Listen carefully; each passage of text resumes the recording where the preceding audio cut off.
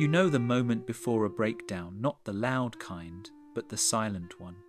It starts deep in the throat, like something sharp and burning is trying to rise. Your eyes heat up, the pressure builds, your chest tightens, as if an invisible fist is slowly closing around your lungs. Your body braces for release, preparing for the familiar collapse of tears. But nothing happens. It's a strange kind of paralysis, an emotional dry heave. Your system goes through all the motions of crying, except the crying itself. You lie still, staring at the ceiling. You bury your face in a pillow. You sit under the shower, hoping the water will unlock something. But your eyes remain dry, your face remains calm, and the storm stays trapped somewhere behind your ribs. And maybe people have praised you for this. Wow, you're so strong. You always keep it together. But you know better. This isn't composure. This isn't resilience. This is blockage, something frozen, something locked, something you lost the key to years ago. Because there is a kind of sadness that doesn't spill, a kind of pain that doesn't escape, a kind of suffering so old and so overwhelming that the body decides the safest thing to do is to shut everything down.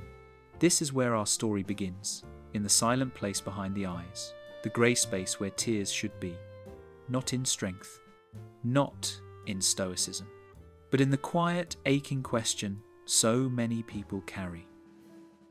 Why can't I cry anymore?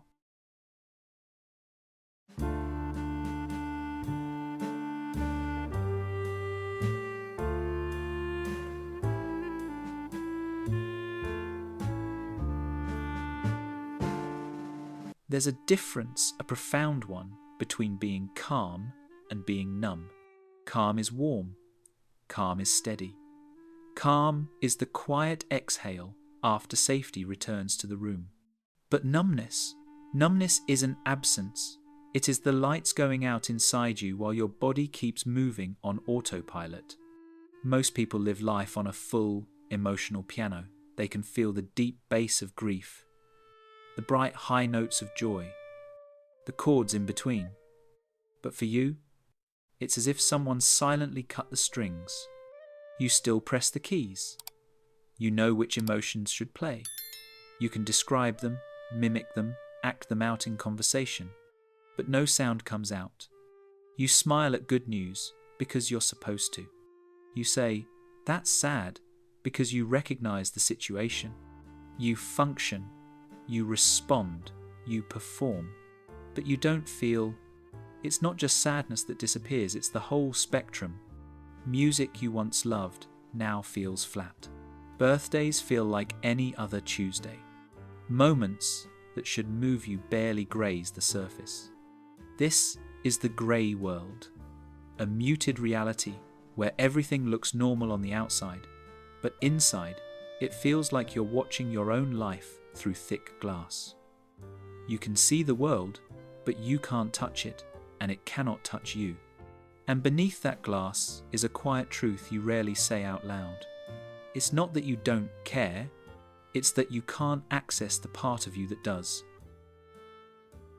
Your inability to cry isn't a character flaw. It isn't coldness. It isn't apathy. It's biology, a survival system doing exactly what it was designed to do. Deep in your brain sits a small almond-shaped structure called the amygdala. It's your alarm bell, your emotional smoke detector. It responds to fear, shame, grief, overwhelm, anything that feels like danger. When life becomes too heavy, too chaotic, too painful for too long, the amygdala goes into overdrive. And when that happens, something else steps in. The prefrontal cortex, the logical, supervisory part of your brain. It looks at the emotional overload and essentially says, "This is too much, shut it down." So it flips the breaker, not because you're broken, but because your brain believes that feeling your full emotional intensity might actually threaten your survival. Most people know about fight or flight, but fewer understand the third response, freeze. a high-functioning, deceptively quiet shutdown. It's the body's oldest survival mechanism, the one animals use when escape is impossible and fighting is useless. In this freeze state, your nervous system switches into a dorsal vagal shutdown. Your heart rate drops, your energy lowers, your emotional circuits dim, and crying, one of the body's natural regulatory systems, becomes inaccessible. Think of it like a fuse that blew during a storm. It didn't vanish. It simply turned off to protect everything else. Your brain remembers the pain you went through, the heartbreak, the chaos, the trauma, the loneliness, the nights that were too overwhelming to feel. And so, even now, even if you're safe, it still keeps the switch down, just in case. This is why you can talk about your past without tearing up. This is why your voice stays steady even when your heart breaks. This is why you feel the pressure behind your eyes but no release. It isn't that your emotions are gone. They're simply locked behind the emergency shutdown your brain once used to save you. You're not numb because you're weak. You're numb because you survived. To understand why the tears stopped, we have to go back not to the moment you tried to cry, but to the years before that. Because numbness isn't something that appears overnight. It is learned. It is earned. It is practiced in silence until it becomes second nature. 1. Childhood emotional neglect. Sen. For many people, the story begins in childhood, not necessarily with abuse, but with absence. Maybe no one screamed at you. Maybe no one hit you. Maybe, from the outside, everything looked fine. But when you cried, no one came. When you were scared, no one asked, "What's wrong?" When you were hurt, someone said, "You're fine." A child learns very quickly that emotional needs are inconvenient, so they stop expressing them. Eventually, they stop feeling them. You became the mature one, the easy child, the one who never caused trouble. But you weren't mature. You were adapting. You were shutting down the signal because the world never responded to it. The brain remembers that lesson, even decades later. 2. Antidepressant blunting, if applicable. For some, the numbness started after medication. Antidepressants like SSRIs can lift the bottom, but sometimes they also lower the top. You stop falling apart, but you also stop lighting up. The emotional range narrows. Not wrong, not shameful, just a side effect. A dimming, not a disappearance. 3. Compassion fatigue, when you've cried too much. And then there are those who cried oceans earlier in life. People who grew up in chaos, loss, caretaking, or trauma. People who spent years being the emotional support system for everyone else. Eventually, the system protects itself, the only way it knows how, by closing the valve. Not because the tears ran out, but because the nervous system sealed the reservoir to prevent further collapse. You didn't stop crying because you didn't care. You stopped crying because, at some point, crying became dangerous, useless, or overwhelming. These origins aren't weaknesses, they're survival stories, and they explain the quiet truth you've always felt but never had words for. Your tears didn't disappear. They were shut away, and your body is still waiting for the world to be safe enough to open that door again. There's a hidden price to becoming the person who never breaks. A cost that doesn't show up all at once, but accumulates quietly, layer by layer, until one day you look at your life and realize something essential has gone missing. Because when you shut down sadness, you shut down joy too. You can't selectively numb emotions. The same mechanism that blocks grief also blocks excitement, wonder, desire, love. What once felt vibrant now feels muted. What once moved you now barely stirs anything inside. Life becomes a flat line, stable, predictable, survivable, but not fully lived. 1. The emotional cost. Joy dies with sorrow. When the body learns that feelings are dangerous, it doesn't only silence the dark ones, it silences everything. Laughing feels forced. Good news feels fine. Not great, not thrilling, just fine. Moments that once brought colour now arrive in grayscale. You don't feel dead. You feel dimmed. 2. The relational cost. No one can connect with a wall.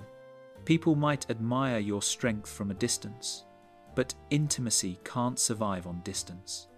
Partners say, "I can't reach you." Friends say, "You're here, but you're not here."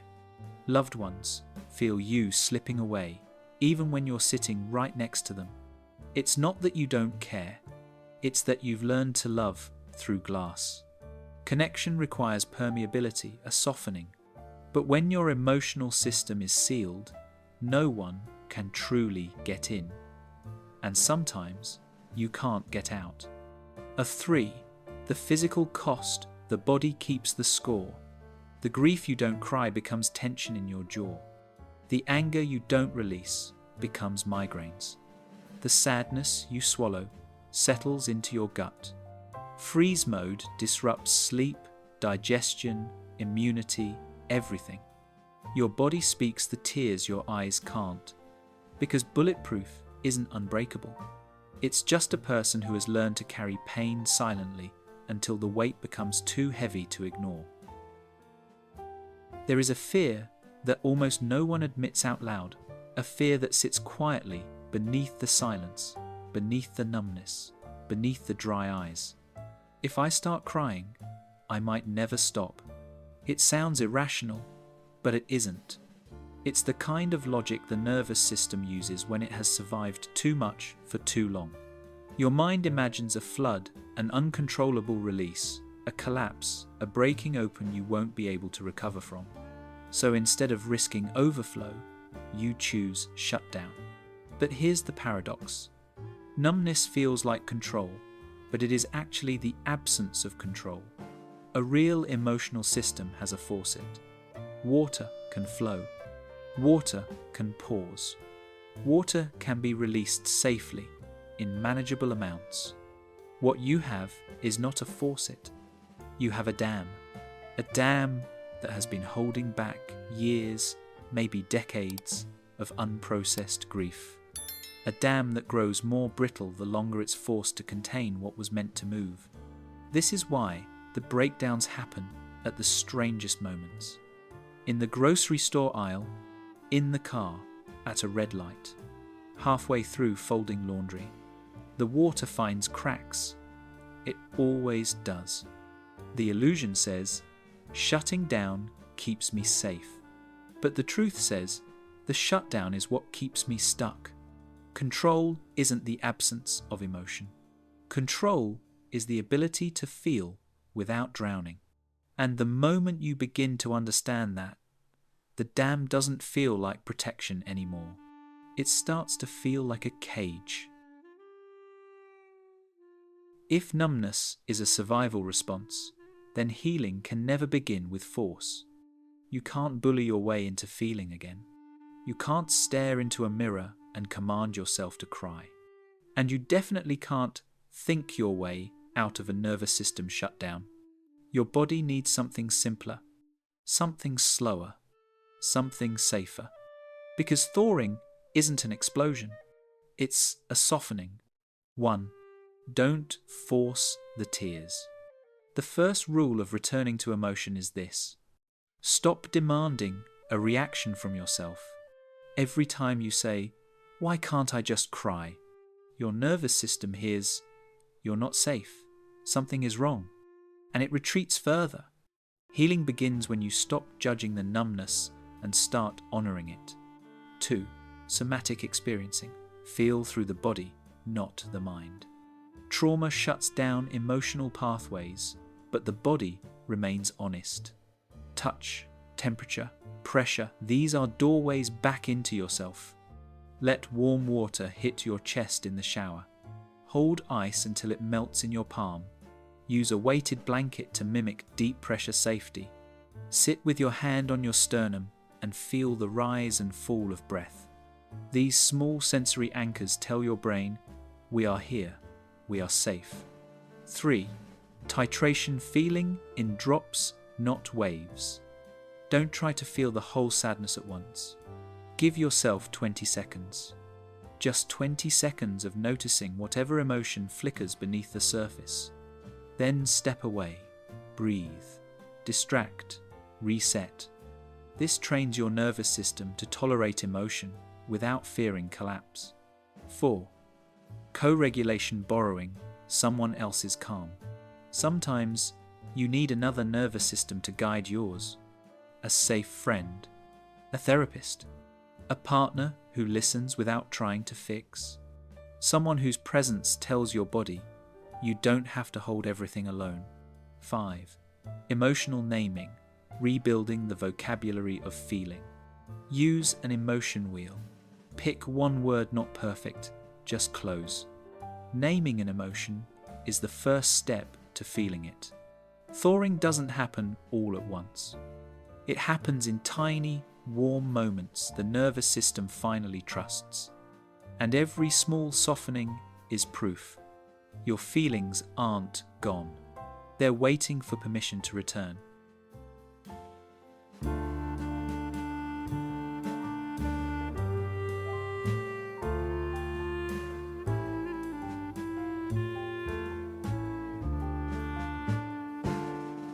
One day, it happens quietly.